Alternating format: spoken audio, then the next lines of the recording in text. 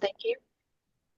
The special interest group evaluation meeting for March, we're going to do a brief presentation about patient health metric reporting, focus mainly on just what GEAR is doing, and then we will have some Q&A around patient health metrics, and then we will have some open session because I know everyone has probably now seen their NCC report. If anybody has any questions or just wants to give some tips on how they're approaching it, we are happy to have that.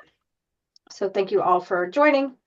And um, so as I said, we'll have the presentation, then we'll have a Q&A session.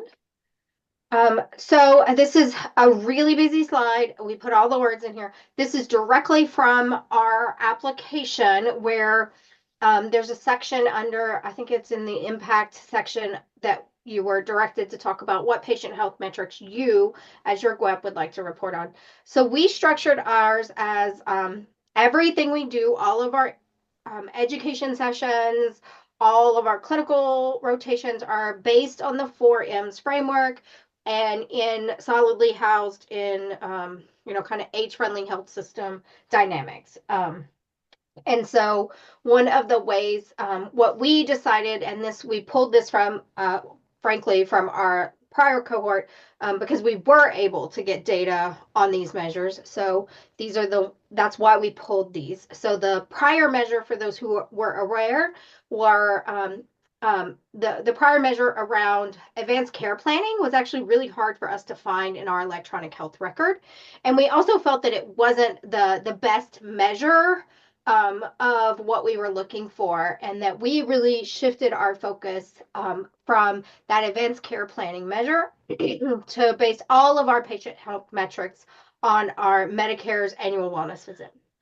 So for Georgia GEAR, part of what drove that was Emory Healthcare actually in the last year, embarked upon an endeavor to increase the provision of our annual wellness visits within our Emory clinics, and also to restructure how we do our electronic health record medical documentation and the visit note, so that it actually has the components to create, as the first bullet here shows, I guess it's not here, but we talk in our application about we're structuring our annual wellness visits so that it ends up with an individualized care plan for the patient that includes fall risk assessments, that includes cognitive assessments, and if screened positive, dementia caregiver education and support. And then it also includes in the annual wellness visit a screening, or have you been prescribed opioids for more than 6 months?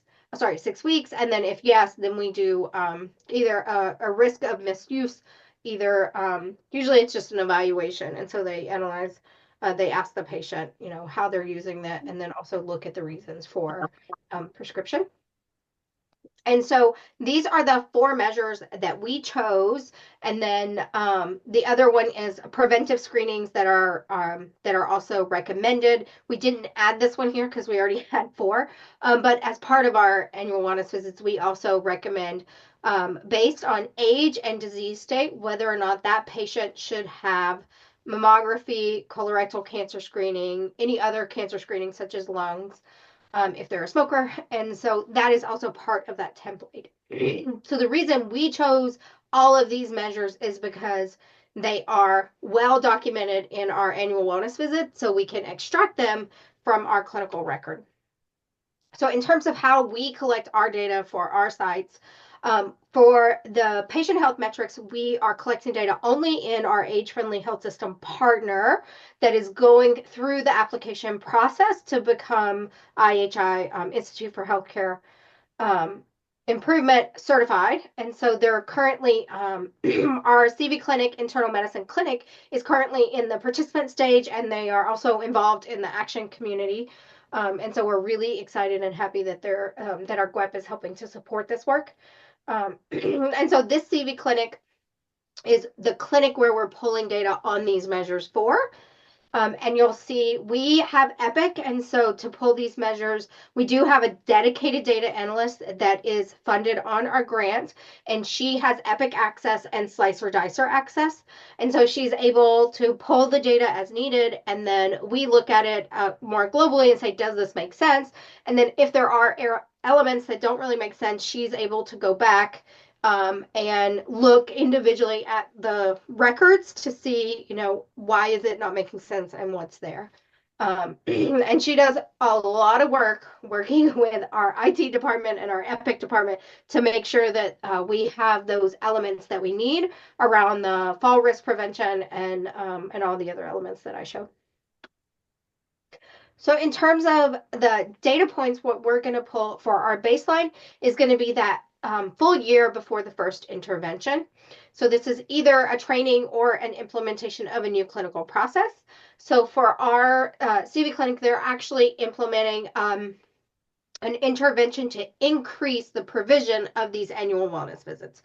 So we have a really nice template now. So their goal is to increase the percentage of their Medicare patients that are receiving these annual wellness visits, both in the fee-for-service and the managed care. And then also they're rolling out a similar structure of visit for non-Medicare patients as needed. And then they're going to work on increasing this. So they're working on the clinical support staff to reach out to individuals. So we are actually working with that data analyst, as I said, to pull the list of patients that have not had their annual wellness visit in the last 366 days. And then we're working on having clinical support staff call those patients to try to schedule those visits. And so we're going to do that intensively for about 6 months. And then we'll take the next 6 months, which is probably when those visits will schedule with all the downstream time it takes to get booked and any rescheduling. We'll compare the post-intervention, which will be the 6 months after that. The reason there's not specific dates on this slide is because our group is still working out the clinical process workflow to figure out which of their staff is going to make those phone calls to schedule those meetings. And so they haven't, well, we have a meeting today actually to check on the status, but a month ago when we met with them, they were still working out some of the workflows. And so for what we'll probably do for our non-competing continuation report is go ahead and give the data through the end of February on the percentage of annual wellness visits in this prior year, and then make a note that this baseline time period might be adjusted at the end of the year after we have a specific date. And I'll find out more about that tomorrow. So they might have started the intervention on March 1st. We'll find out.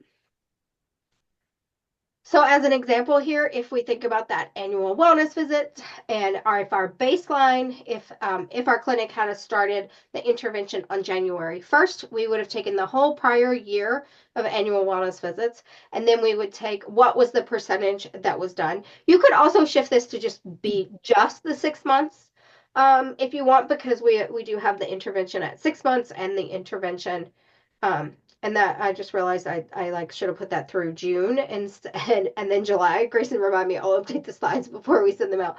The post intervention should say July to December.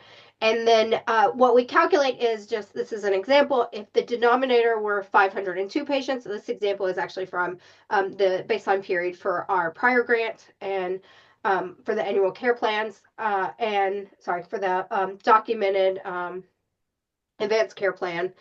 And we had 502 patients in our age-friendly health clinic, and in the baseline, only 51 of those patients had a documented advanced care plan in their electronic health record, which gave us a percentage at the baseline of 10%. So the hope and the goal is that in your post-intervention period, after you've made all the phone calls and got people scheduled, that percentage in that last 6 months will go up from 10 to maybe double to at least 20, if not even higher.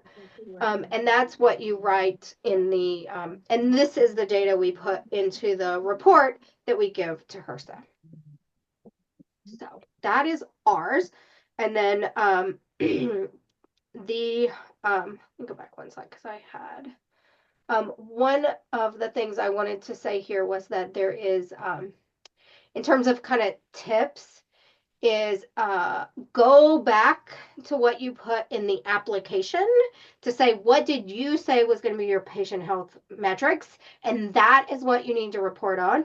And then additionally, if you find, which happens a lot, that you're working with your clinical partner and you thought and they thought at application that they could pull the number of annual wellness visits, and you're finding that they're like, oh, well, that's a manual chart review and we don't have personnel to do that, then it is okay at that stage to report to HRSA that what you anticipated and wrote in your proposal is no longer feasible, and therefore we have pivoted to, but it is good to have something that you can pivot to. So if you can't pull documentations of advanced care planning, like we had a lot of trouble with that. We could pull annual wellness visits. So we pivoted to looking at annual wellness visits. On the flip side, you might say to your to HRSA that in the application period, we put that our patient health metric was going to be addressing falls and fall prevention. But when our clinical partner started working on their intervention to improve measures, they identified that fall prevention was actually not the thing that they had most need of, that they had more need of cancer screenings, or they had more need of these annual wellness visits. And therefore, we pivoted, so we are giving you data, just not on what we originally thought we could. And you just need well documented, a very nice narrative for why that pivot was needed. And the NCC report is a good place to put that information so that they know that that's what's coming downstream when you report on your annual progress report. And then the other thing, the big tip I want to say is don't overthink.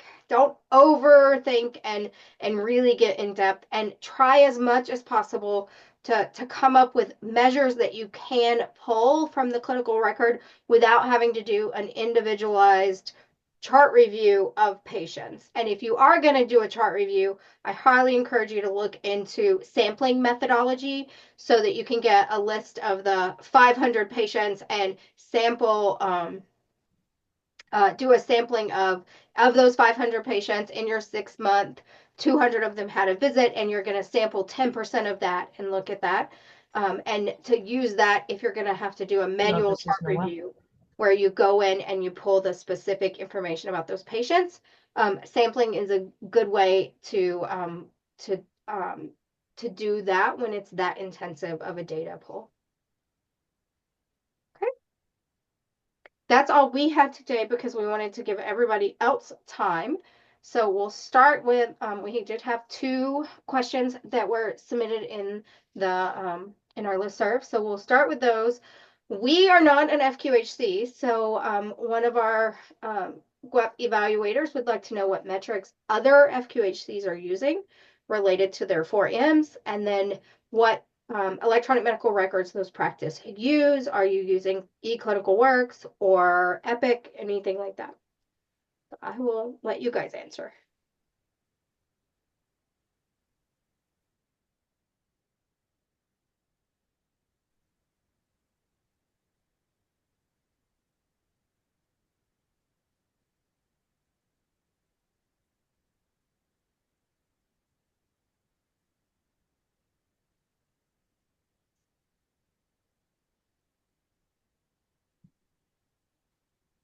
I'm not sure how many other FQHCs are represented today, but if Right. you I think a better question to start with might be, how many of you are FQHCs reporting metrics related to the 4Ms? If you could just, like, you don't have to come off of mute.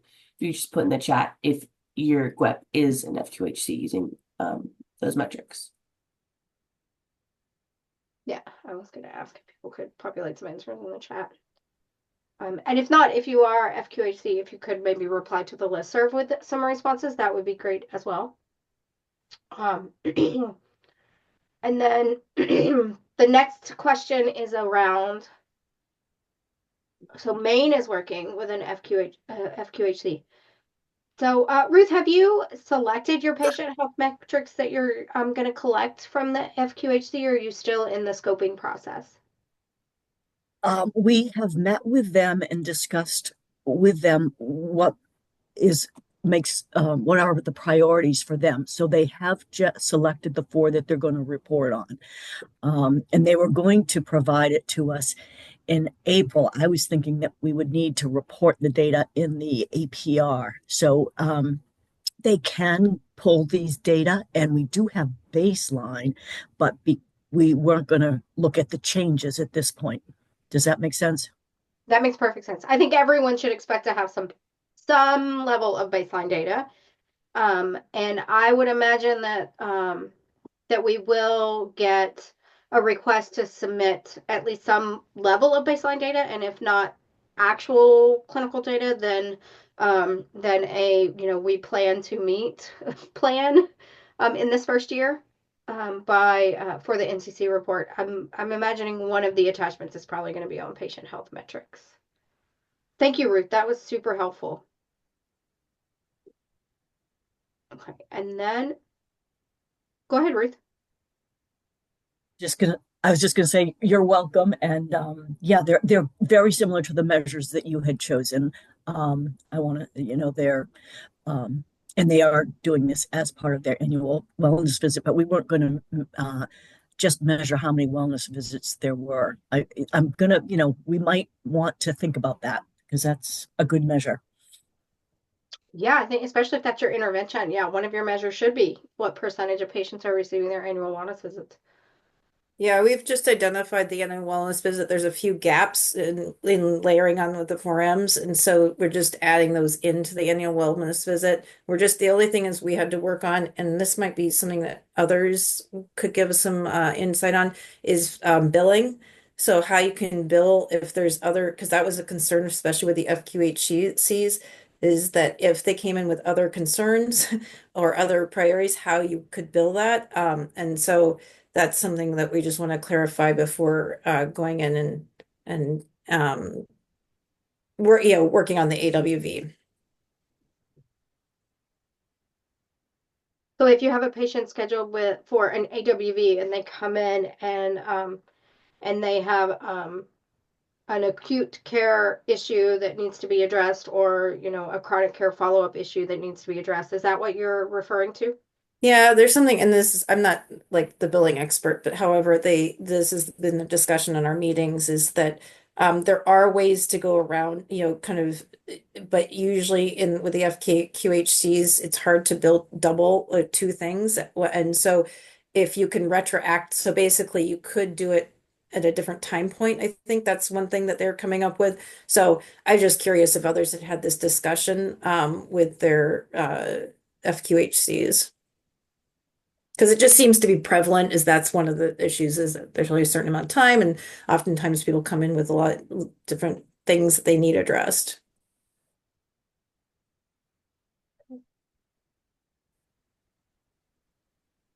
Any thoughts?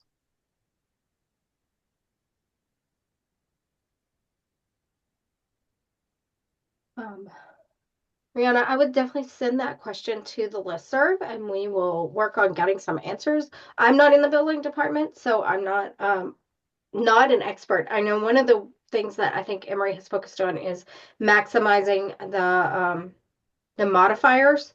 And so if you're doing all the additional services, that you can get the additional payment to kind of maximize AWV, and to maximize everything that you can do in the same visit that are the adjacent to. So I know some of the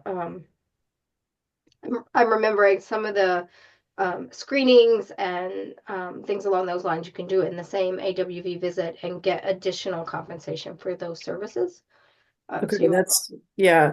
I was just gonna say too, is what another, just how the process is gonna look. So within the FQHC, is there assistants that can do the prior, some of the lead up into the AWV to make sure? So this is just something we're having a discussion about, is like, what are the potential barriers? And so how can we like think about those to basically make sure that it's a process that we can actually engage in using the 4Ms, right? So I don't know if any others have had that discussion in terms of like, what is the work, what do you call it?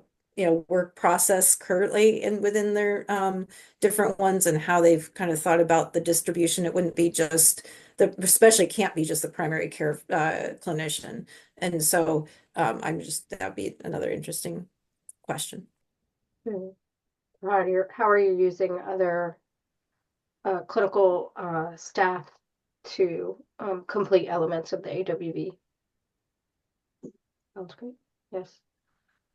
So I'm looking in the chat, Rihanna, and I see that Jennifer is UC San Diego is working with an FQHC, and they are using the MIPS measures, and they're in the process of calculating their baseline data. So maybe Jennifer might be someone you could reach out to.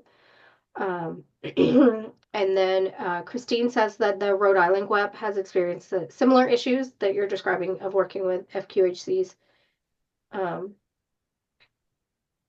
And yes, Christine also comments that a lot of times the AWVs and components of those forums are not able to be completed as you originally expected.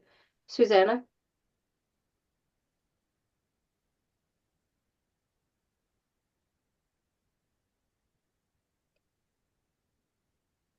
And then in terms of the staff question, Christine says that our FQHC partner prefers to have the MDs complete the AWV because it may be one of the few times the patient receives care and the patients are very unsatisfied with their care if they do not have the opportunity to have the healthcare issues discussed. Yes, I agree with those. I think Rihanna was saying that that there are, the screenings and a lot of the cognitive screenings and some of that work that potentially a staff or an APP could complete before the visit while they still see the MD for components and the MD reviews those screenings. I know at at the Emory Integrated Memory Care Clinic, which is a primary care clinic for dementia patients. Those AWVs and the whole clinic is an RN-led clinic, and so they have a lot of like dementia care specialists, which are not those RNs or the provider, the MD provider, that do a lot of that prep work. So they may help them fill out an advanced care plan. They may help them fill out the they may help do some of the screenings that are needed, and just the different aspects. But the provider does come in and see the patient afterwards. They just review everything that was done before they came in, if that is a model that you guys might like. Okay.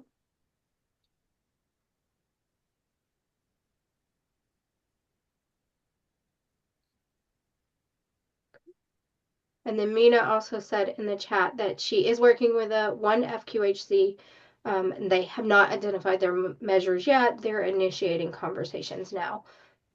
So that's great that you guys are able to identify clinics that you can work with. And then, oh yeah, sorry, backing up because the chat has gone on me.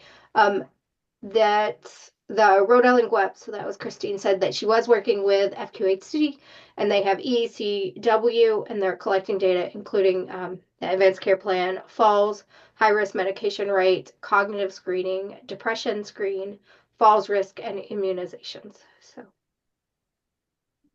you guys are doing a lot. Yes.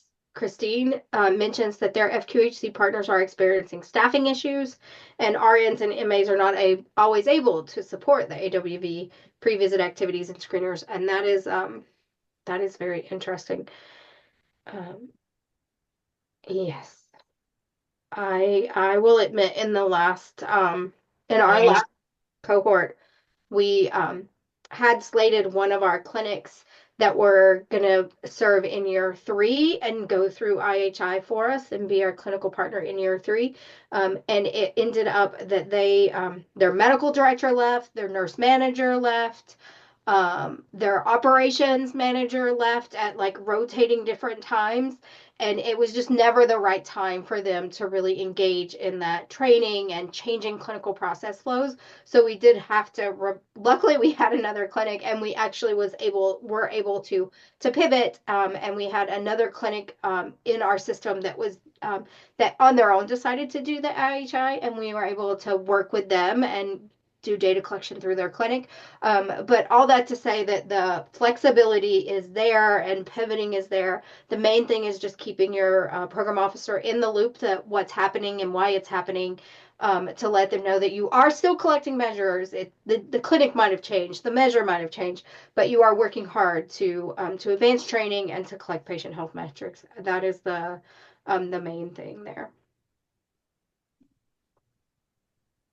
And then Rihanna also said that they were working on using the ACE 15 for their clinics. No, actually, I'm meeting with the I have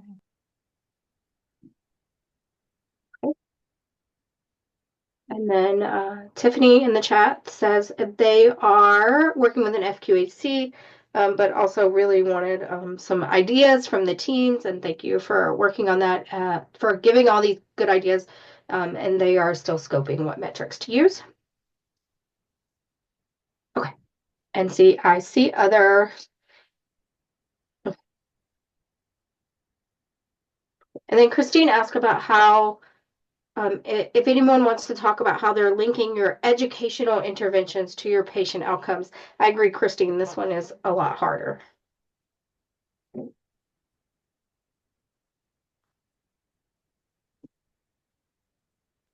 I'm just gonna put out, I don't know about if everybody else's FQHCs are similar, but ours has most of them have maybe 10, 15% of their population as older adults.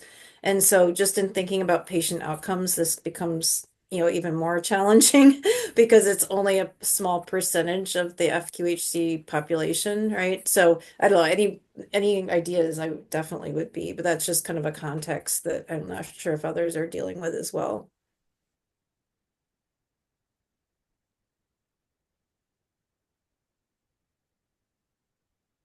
We are not dealing with that issue, but I will say that the clinic we're working with also similarly doesn't have a large population of older adults. But one of the ways that they address it is working on they're addressing the annual wellness visit, but also when we were working on with our other primary care clinic that didn't have as big of a population that's older, we work on um, it's not just the 65 and older, 50-year-olds also have falls, or if you're choosing metrics like the opioid misuse, that one is for anyone 18 and up. And so maybe starting with a metric that has a more global age span, and then you're looking at specifically the older adults and how it's impacting them. But thinking about some of these measures are definitely geared not just to our older adults, but to all of our patients. So particularly someone was talking about immunization. So you could do a global immunization intervention and education. But that's not necessarily related to the 4M. So then that kind of, I'm saying like it becomes kind of like an additional add-on besides the age-friendly certification. So then I mean, I agree completely in one sense. I mean, if you can make it useful for all, right? However, then it doesn't overlap as much, or maybe it does. I don't know. I guess I'm not seeing quite the overlap with the 4Ms and the age-friendly. So I think I see that there is education around, so if you're doing screenings, so if one of your measures was colorectal cancer screening, then you can frame it as age friendly, and you can give your education. Your education the whole presentation may not be around we want to be more age friendly. It might instead be we want to provide individualized screening, and as a piece of this, a subsection of this is there are special caveats for the elderly population with some of these screenings where, and you're having a subset. So the whole educational for the clinic might not be about the age friendly and the 4Ms, but it is impacting on one of those measures. And so you can talk about how you can have a sub piece of that education be about the older adult population. So the whole education series doesn't have to address the older adult population, but like a sub piece of it for most of these measures, there's like a nuance for the older population. So nuances of screening is, if you're 90 years old, you need to discontinue these screenings, and things along those lines. And so having a subsection. And so to me, the work you're doing doesn't always have to only be age friendly. You just have to bring in components of age friendly to the education. But I'm happy to, if others feel differently.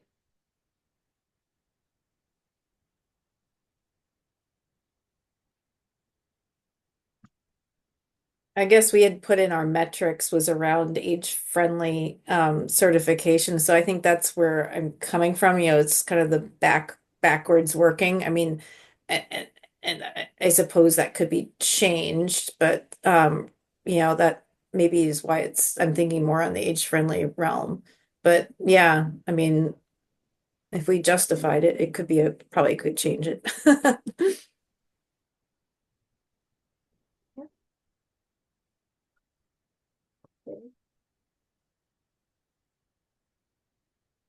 And then we have another question in the chat. I'm gonna stop sharing so we can just see each other around age-friendly recognition effort, how to measure patient outcomes, i.e. satisfaction, before and after the recognition. An interview or a satisfaction survey, maybe with a card in a Dropbox, is acceptable. So I would say, for me, I would say the response to that is everything is acceptable. Data is data. And it really is more to think about that in the scope of the clinic that you're working in and what is a feasible method of collecting data. So some clinics are like the integrated memory care has 500 patients, and they're very, very hands-on and very active. And they also have some robust staff. They have dementia care educators who could potentially do something like lead a focus group.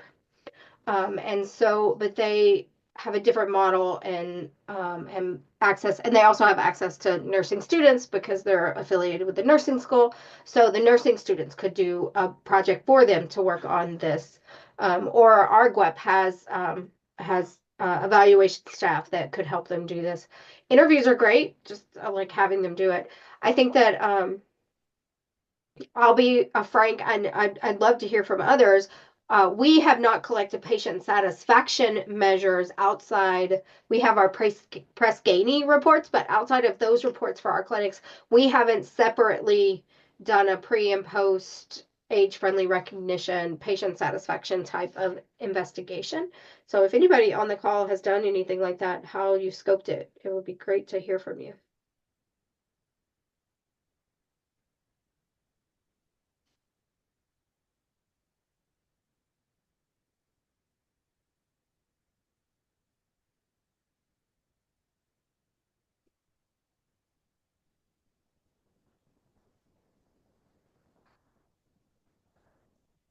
Okay. Anybody has any ideas, please feel free to shoot them on the list here. The other initial question we had was which measures are other GWEPs using or have used in their nursing home settings, and how does the GWEP incorporate that data collection into the clinical practice? And then one of the responses in the chat was in Maine, they're not collecting MIPS in their nursing home settings, but they are using the minimum data sets, the MDS, in those settings. And they have partnered with long-term carrier settings, and collecting non-medical performance data on other GWEP-related activities in those areas. So I'm not sure if you want to come off and chat about the work you're doing.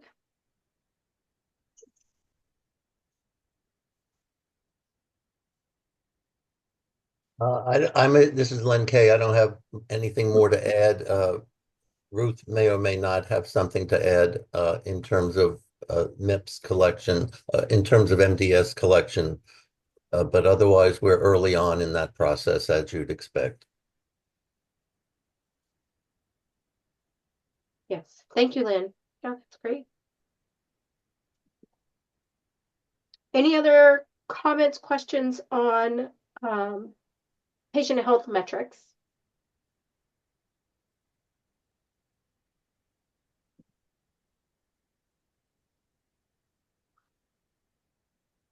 we can open up the floor. We have about 20 minutes left. Does anybody have any feedback, comments, questions on your NCC report, on any other thing related to evaluating your GWEP? I have a quick question. Is anybody else having issues getting into their EHB that might have had a grant previously from 2019 to 2024? If Um, not, then I think it might just be a singular issue, but I just thought I'd ask.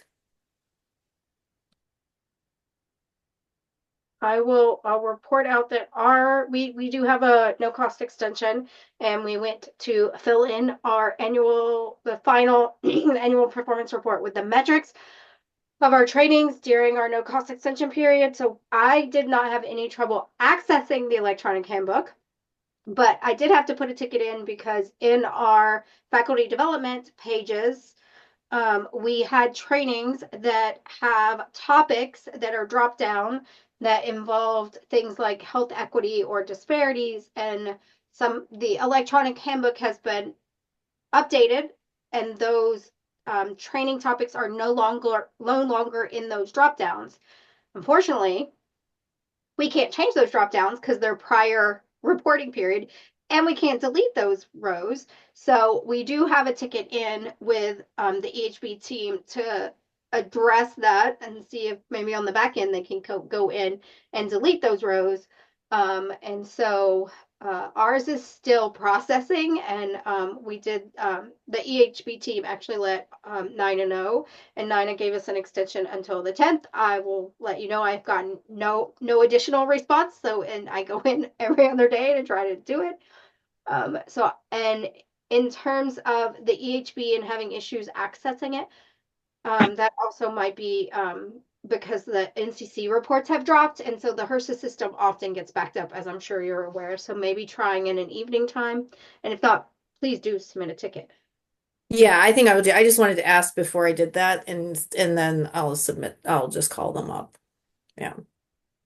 So Miranda, in response to what you just said, we too in Maine had a no-cost extension for the first cycle, and we too noticed alterations or revisions in the EHB in terms of options, and took a while, but we went back and re-entered those data based on changes. In this case, it was gender. Gender was defined differently and included a dichotomous set of options, male and female, and nothing beyond that. And so we needed to deal with that. Took some time, but we did it and did meet the deadline. I'm glad you guys were able to figure it out. Thank you, Lynn. Anybody have any other questions?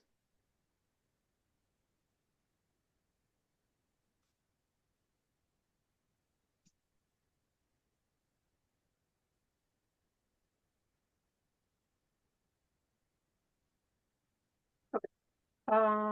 Let's see.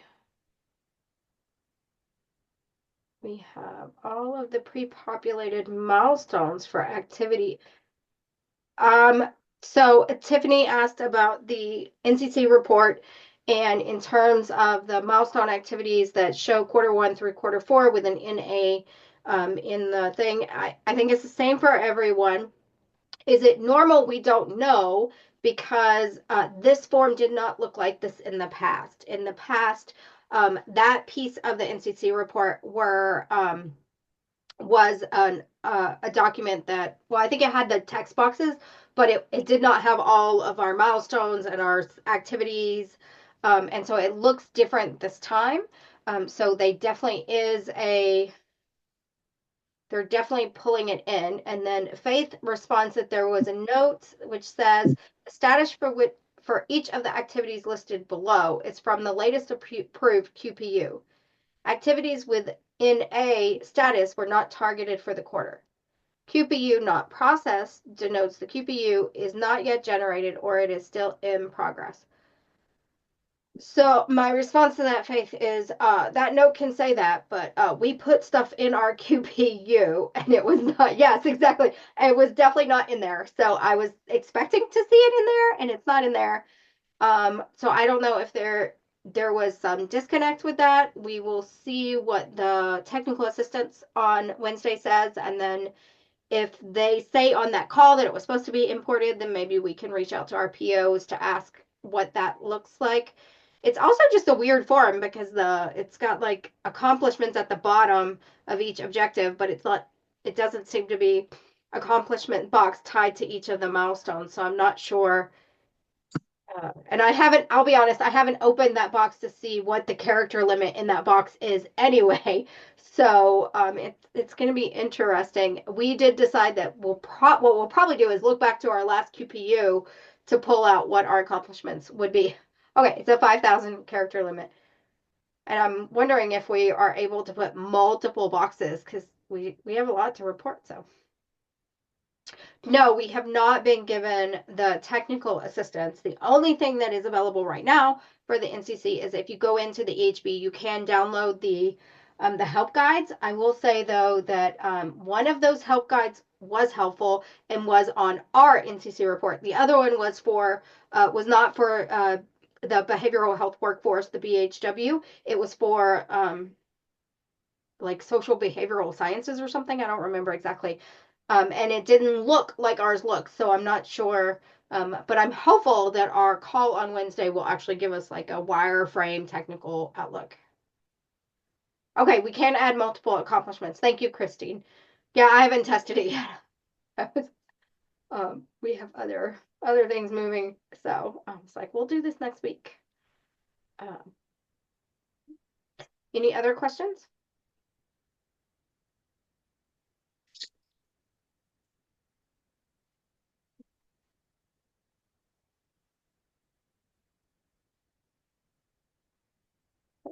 Our next eval SIG is not going to be on the 1st of April, but on the 18th, and that's because I'm at conferences the first 2 weeks and on spring break the first week and then on spring break the second week. So anyone who is in the south of the US, and if you're going to be there, I look forward to seeing you at Southern Gerontological Society. And so super happy about going to that conference the first week of April. And then the PDF, well, we have no PDFs this time, we just have the slides. So we'll send around the slides and the recording. And then a reminder, as always, if you can fill out the evaluation so we can know what your thoughts on how we're running it, what additional items you want to see. And then if anybody has any other questions, feel free, comments, thoughts, just I'll drop this in the chat as well.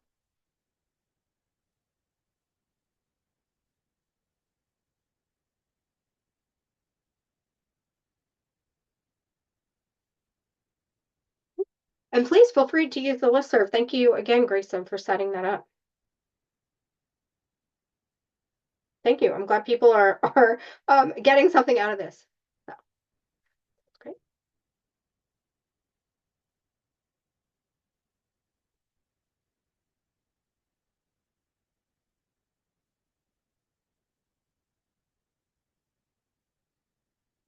Sounds great.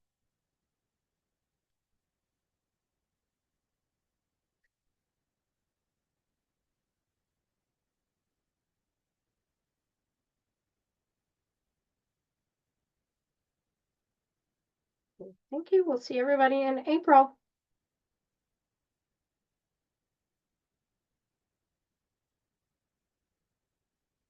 Thank you guys for attending.